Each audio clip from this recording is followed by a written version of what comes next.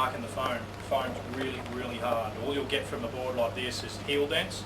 You won't get that full thing where it collapses through the tail. This will not do it. When you get them off the machine, they'll take that much foam off the deck at times, and they're just soft as a wet X.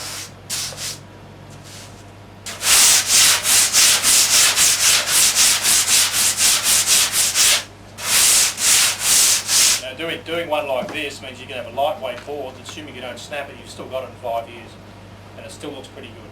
Some of the, labels that do them pretty badly, they're so caved in 3 months they had it, so. Try to build them so they last a long time if you like them. When it comes time to trade them in, they're still worth it a bit.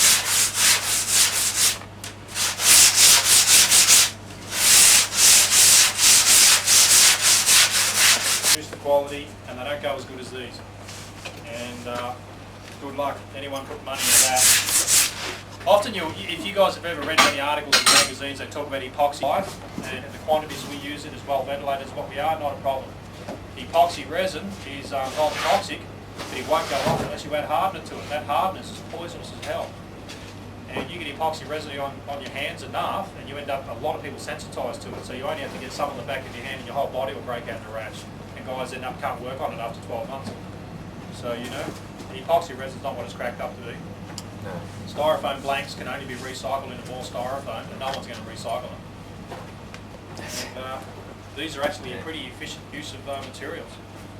It takes us a long time to make a mess in here with this, and put it into the landfill and this stuff breaks down. At this point it's non-toxic. I don't know what it breaks down into, to tell you the truth, but styrofoam doesn't break down ever that I'm aware of. Polyurethane will break down.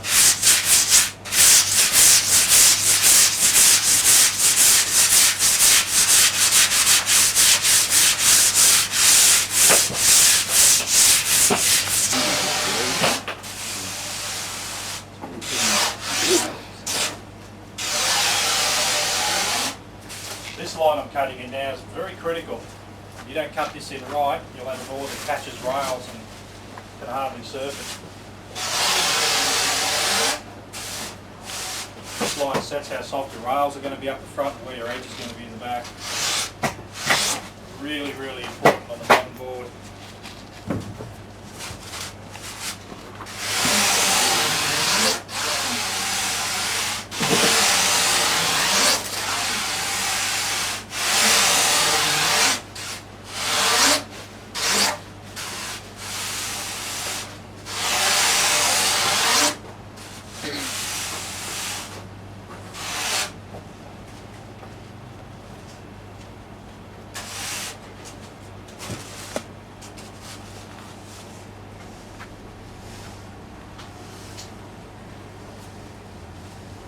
What I do here is look at any bumps in the lines and look at where the lines run compared to the pencil lines and make sure that everything's relatively accurate. Handmade, there's no such thing. You get it over 110%. We think sometimes those little variations that occur naturally is what makes one board go better than another. You try for as accurate as you can, but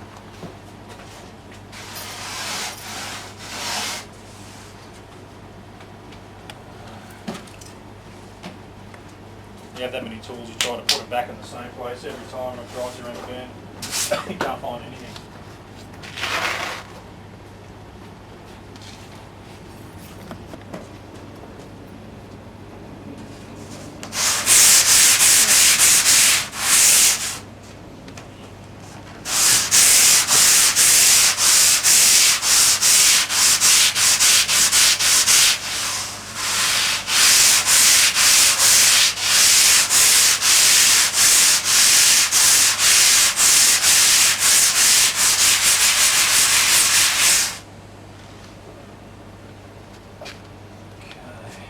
The last thing I do is check quickly to see if I've got any little bumps that have crept in.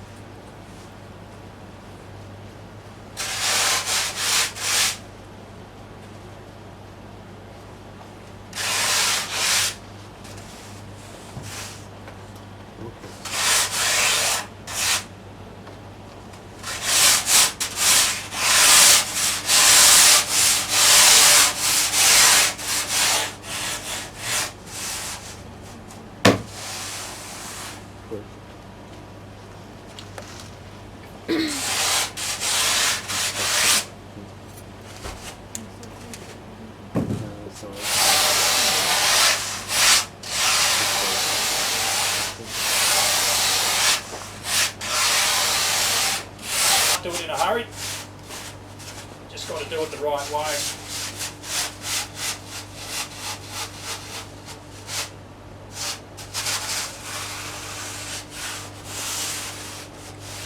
Almost aboard now.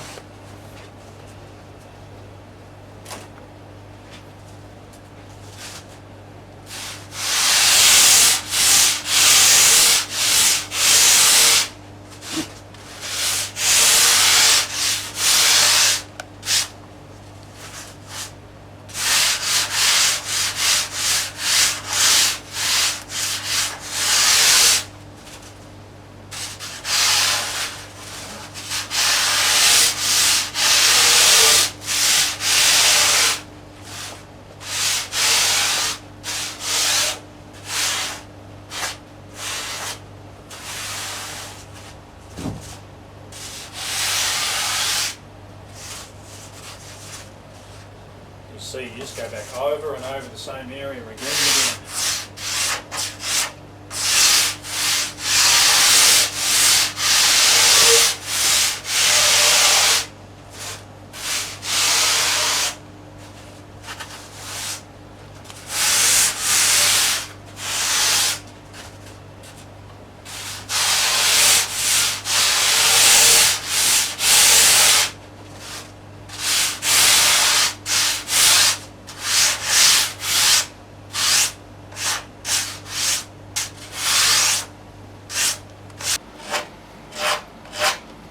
Using a spoke shave on that, which is basically a hand plane that allows you to do curves, go on a curved surface. Yeah.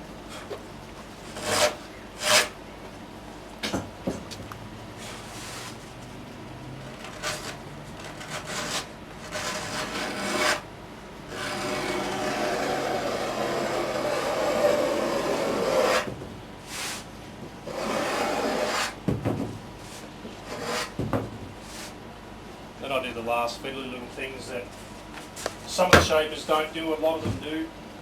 Because when you glass line you wrap around the board a certain way, when they've got to sand them, the sander's going to do certain things. So with your shape, if you're on them, you allow for all that, so your board's stronger at the end.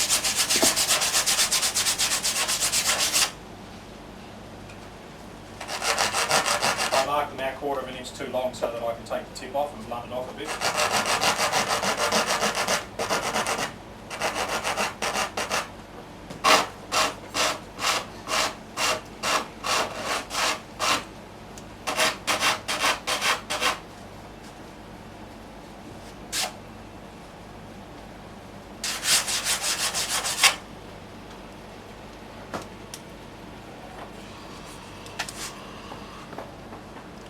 So what grade gauze do you go down to? What's that? I go the finest. So about 240 or something like that? 180 this one is, Yeah. but I go right down to a very, very blunt. This almost doesn't even cut. Okay. This is a 10-year-old sheet of 220 and it's like no cut at all. Compared to, this is a really fine cut one. Which is only useful for getting scratches out. At this point all you're doing, you're not shaping so much, it's just smoothing scratches and any fine little bumps out. So it wasn't around. I used to make boards and leave little scratches in it. This actually cleans it up beautifully.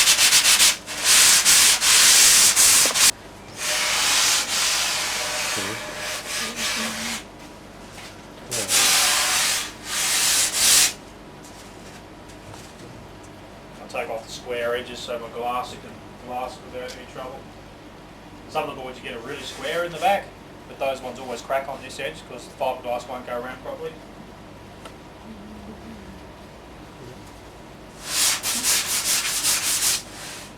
This is the point when you start fiddling with things.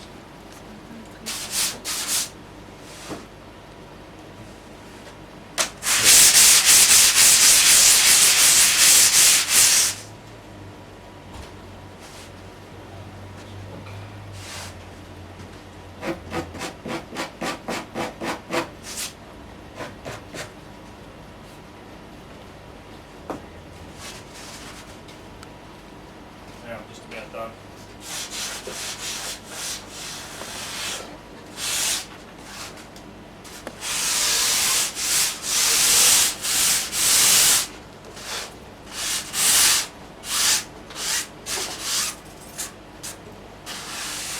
smooths everything out. A lot of guys don't even bother. Sort of old fashioned and like really neat. So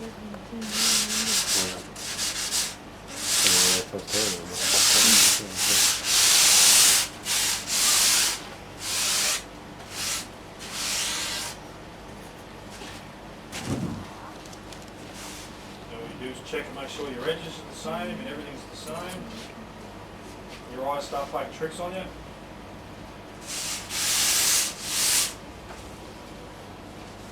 You check your measurements, cross your fingers and hope it's the right thickness. You get used to how to set them up. It works 9 times out of 10. Some guys measure their thicknesses on their boards and then they put the concave in. And as far as I'm concerned, that changes the volume of the board quite a lot, so I always do the final measurement. This one's meant to be 2 1/4.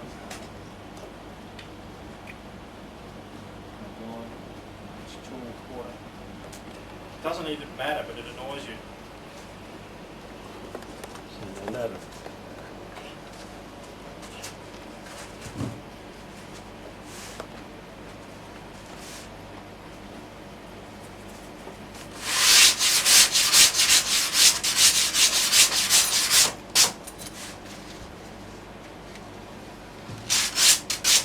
Doesn't do a thing to the performance of the board.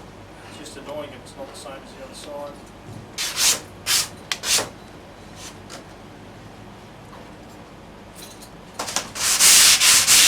But I started up fairly quickly.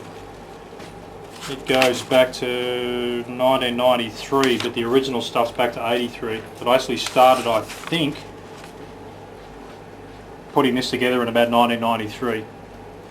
And in the early days it was pretty basic, and then over time I've put more and more detail onto where now I'm driving myself mental. I've got so much written down. You know? And So the boards are numbered such, are they? Yeah, I've got the numbers in here, and I know exactly what I've done, where the fins are, how wide the swallowtail is. Over in here I've got the serial number, all my details on what all the measurements are. And your tail shape, bottom shape, template number. Sometimes there'll be 2 templates, sometimes you'll have 3 or 4 to do. The guy's name, date I did it, you know, so when they go, oh, I got it a couple of years ago, if they can't tell me the serial number, I can find their name in the book. So it does wonders. So the blank I used, what did I put in the tail? The rocker in the tail, the rocker in the nose. Anything else I need to know, which is the fin placements.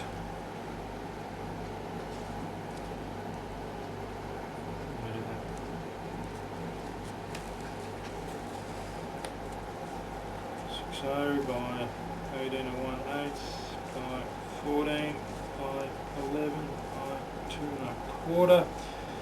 Another square. Single concave, template number 2. What's his name? Kurt Torrance. Yeah, so if someone comes back to you in 3 years and they really like a board but they want a few things changed or they want it exactly the same, I don't have to try and remember it. Anyone know what the date is today? 22. 22.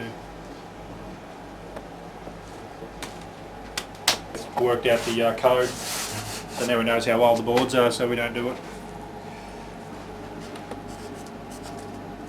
Also means if someone steals the board and it shows up again, you only have to ring us up, or the police have done this a few times, rung us up, quoted the number on the board, and we can tell them who owns it, and you can get your board back. We've had that happen 3 times so far. A lot of guys don't have serial numbers at all. I write the bottom shape on here, then my dimensions.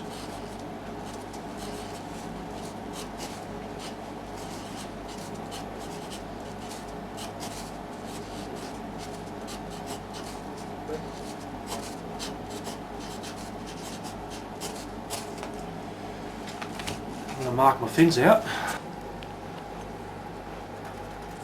So Mark Richards commented, doesn't matter how good your board is, you made the best board in the world, but without fins, none of them go any good. So fin templates, fin positions are all really critical in how a board performs.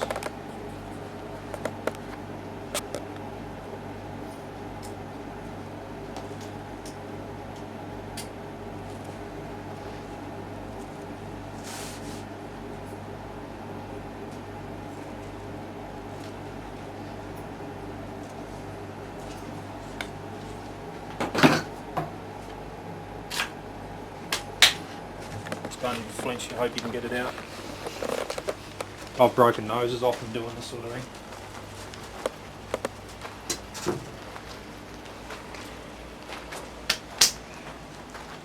That was excellent, Steve. These sorts of shapes are relatively simple compared to some of the other stuff that I do, which is a nightmare. You start getting into the retro type boards, are a lot of work. You know, when you do a 9-foot long board, I can shape 3 of these in the time it takes to do one of them. So I can do one this fast, but the next one will take me twice as long. You start, your attention span wears out, and when you have days where you shape all day, you suddenly notice blood on the board, and then realising it's abrasive, and you've worn all the skin off your fingers. Adam, we need him in fullback.